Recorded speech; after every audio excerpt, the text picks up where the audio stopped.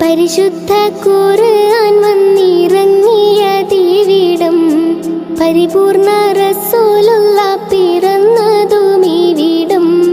നിസാമിക്ക കവിതകൾ ഉറവിട്ടതിവിടം, മസ്നവി കുറവയാം അറബിക്കെട്ടിവിടം.